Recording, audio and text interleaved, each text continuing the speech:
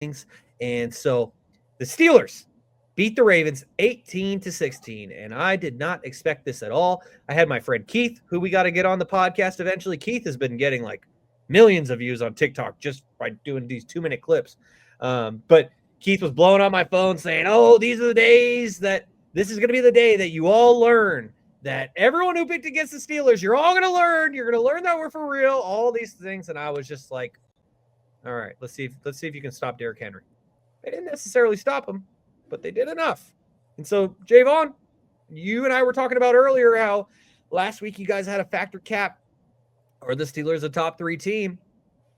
Well, I'm not necessarily going to ask you that, but are the Steelers for real? Because I thought that the Steelers, because the Bengals haven't had the year that I expected them, I thought the Steelers were second best in the division. But they might have proved yesterday that they are the kings of the AFC North. And Browns aside, it's a pretty damn good division. So that's an achievement in itself. What do you think, Toddy? I've been on the Steelers train, I'd say since the Jets, ever since Russ pretty much started. I guess going against the grain a little bit because they've been dogs, like home dogs in a bunch of these games. Like last week, they were dogs against the Commanders. I was on them, and this week I was on the Steelers against the Ravens. And I think it kind of just goes. I saw like a stat whenever the home team in this this matchup is a dog, they have a winning record. So the Steelers and the Ravens, they're going to go out every single time. Lamar's record against the Steelers isn't the greatest. I think he has a losing record. Now, a bunch of those games he was hurt in. But I saw that the only win that he had against the Steelers was against Duck Hodges. So when you kind of put that into perspective and you're like, okay, if you just get competent quarterback play, that's usually what the Steelers kind of just been lacking ever since Big Ben's been gone. It's been the Duck Hodges, it's been the Kenny Pickett's, it's been, it hasn't been good. Rudolph. I mean, yeah, Mason Rudolph. Like it hasn't been, up to par for what the Steelers are known to having, and that's stability at the quarterback position. And I feel like Russell Wilson, who was 4-0 as the starter, Mike Tomlin came out and said that's why he's highly compensated. So I mean, going back to making the move when he did, Justin Fields was hot. The Steelers were playing actually really well, and Fields wasn't fucking it up. Pretty much is what he was doing. And the defense is, as Kevin once called them, the JV defense. I feel like they've upgraded to varsity this year, Kev. This defense has been on the tear. TJ Watt looks like the defensive player of the year. I mean, they caused havoc. I think they forced 2 turnovers, if I'm not mistaken, in this game. The Steelers didn't score a touchdown, and they won this game. Got to the red zone a bunch of times and kicked a bunch of field goals. It got real at the end because Lamar obviously drove down the field and led them on a touchdown drive, but they were unable to convert the 2-point conversion. So that kind of put them in a pickle a little bit. So I feel like the Steelers kind of dominated the field position on where they were at and how they were able to kind of get into the red zone. George Pickens, I thought, played pretty well in this game. Derrick Henry was supposed to be the deciding factor in this game because I'm getting a bunch of my guys, again, saying, well, they didn't have Derrick Henry. Derrick Henry isn't there. I'm like, hey, man, I don't know. There's just something about the Steelers that they've been playing pretty well, and they're on a little bit of a streak here ever since old Russ stepped into the helm. And our guy Cordell came on to the show, and he said, hey, I think the Steelers start out 6-2, 7-2. And I'm like, we laughed at him. You're insane. There's no way. You got the Browns. What are the Deshaun Watson might be able to do? What about the Bengals? You think Joe Burrow and Jamar Chase going to let it stand for this? Well, what about Lamar Jackson and Derrick Henry? Did you forget that they got? Well, what about Russell Wilson and Najee Harris? What about George Pickens? What about Darnell Washington? Like, a bunch of these guys, weren't really making plays like that until old Russ came into the picture. Mr. Unlimited out there throwing moon balls, and George Pickens out there snagging them, catching every single 50-50 ball that he can. And I mean, the defense is going to be what the defense is. They're always going to have a really good defense. Kings just lost, by the way. They're always going to have a really good defense, and they really just needed a quarterback to kind of just make plays happen. And I feel like that's definitely what Russ is able to do. And is Russell Wilson an MVP candidate? Oh, fuck no. Get out of here. No. That's not crazy to say. Well, considering the fact that earlier Kevin eliminated Joe Mixon from the Offensive Player of the Year discussion for missing 3 games, Russell Wilson missed like 4 or 5. They're winning. So, yeah, they are winning. They are winning. Man, it's crazy. Like, when you bring up what Cordell said, like, yeah, we all thought he was crazy. But then to even hear you mention Russell Wilson as a candidate for MVP, like, it's not crazy to say that at this point.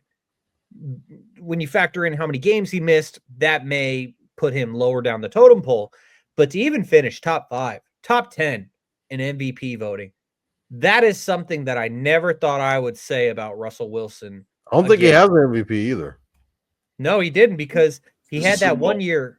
Yeah, he had that. Well, what was it? What Blue was trying to tell us? Yeah, no, he hasn't. But what 2022 when one of those years that they were going to the bowl, I think he lost it to like somebody. I can't remember. Well, I remember 2020. It was either 2021 or 2022. It was one of those 2 years recently. And actually, you know what? It might have been 2020. I'm trying to think of when it was, but like the Seahawks started like crazy good, and like Russ was cooking all these things, and like we all thought he was going to be the MVP, and then they kind of. I think Aaron Rodgers won in one of those years, to be honest. That makes sense. But anyways, point being, like we all thought Russ was cooked. Here he is leading the Steelers. I mean, the Steelers as an organization, like, just have a track record, but Russell Wilson being this efficient. I didn't have it on my bingo card. Kevin, what about you? You know, Toddy gave a lot of love to the Steelers. I think that they are just scraping by. You know, you look at the Chiefs winning by single digits. Toddy mentioned they won an NFL football game, the National Football League, without scoring a touchdown. You know, we've seen shit like that happen. We've seen people win with throwing 5 picks. And Toddy mentioned a team being carried by their defense, and that is exactly what the Pittsburgh Steelers do Sunday in and Sunday out. Are they still a JV defense, Kev? Let me get to that. So, are they a JV defense, or did they play a JV offense? Okay. Oh, Baltimore, wow. They have lost 4 games this year. Wow. In 3 of those 4 losses, Derrick Henry has had 13 touches. 13 touches. So you're telling me Lamar Jackson is going to sit back there and pat that ball and beat us? That's the game plan. Do you trust Isaiah Likely, Mark Andrews, Rashad Bateman, Zay Flowers, Deontay Johnson? Time after time after time, they have shown us you can't trust them. So if they're going to rely on Lamar Jackson throwing the ball and winning the game, I don't really think that's going to work. 16 of 33, 207. The numbers look great. 1 touchdown, 1 interception. The last play of the game, you have Derrick Henry on your team, and you're going to run a quarterback bootleg? For what? Well, there's just a lot of things going on in Baltimore. Their defense is ass, just straight awful. They're giving up points left and right. We saw George Pickens lighten up this defense. You know, when you thought Marlon Humphrey, you see they got the new corner from Clemson, Nate Wiggins. They're doing whatever they can to fix this secondary, but this Ravens defense is not looking like the Ravens defense in past years. So if you're only going to give Derrick Henry 13 carries, you're not going to win. And it's shown in all 4 of the losses. Against the Raiders, he had 18, but all 3 of those other losses had 13 or less rush attempts. Why would you pay him all this money to not do it? You see the Niners on their run to the Super Bowl when they were good. You know, it seems like such a long time ago. They're not giving CMC 13 carries.